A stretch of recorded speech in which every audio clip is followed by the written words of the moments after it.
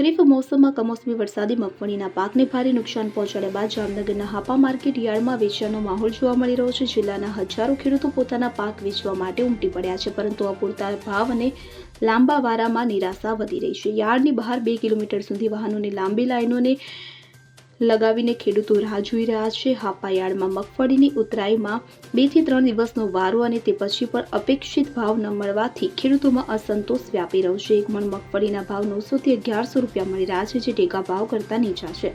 ખેડૂતોનું કહેવું છે કે માવઠાથી પાક બચ્યો તો ભાવે મારી નાખે. 3 દિવસ વાત કરીને પણ નફો નહીં. આ ભાવમાં 500 રૂપિયા સુધીનો ઘટાડો નોંધાયો છે, જેનાથી ખેડૂતો વેચાણથી વિમુખ થઈ રહ્યા છે. યાર્ડમાં દરરોજ હજારો ગુણિયા મગફળીની આવક થઈ રહી છે, પરંતુ વેપારીઓની હરાજીમાં સ્પર્ધાનો અભાવ અને પર્યાપ્ત સુવિધાઓની કમીથી સમસ્યા વધી છે. ખેડૂત સંઘના પ્રતિનિધિઓએ સરકાર પાસે ટેકાના ભાવે ખરીદી અને વારા પ્રક્રિયાની સુધારણાની માંગ કરી છે.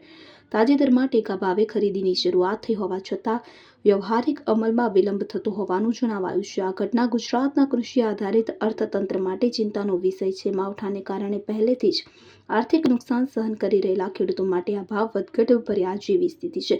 સરકારે તાત્કાલિક પગલાં લઈને યાર્ડની ક્ષમતા વધારવી અને ભાવ સ્થિરતા લાવવાની અપેક્ષા વ્યક્ત થાય છે. જો નહીં તો આગામી સિઝનમાં ખેતી પ્રત્યે રુચિ ઘટી શકે છે. Bureau report CN24 news. હવે જુઓ દેશ દુનિયાની તમામ ખબરો તમારી આંગળીના ટેરવે.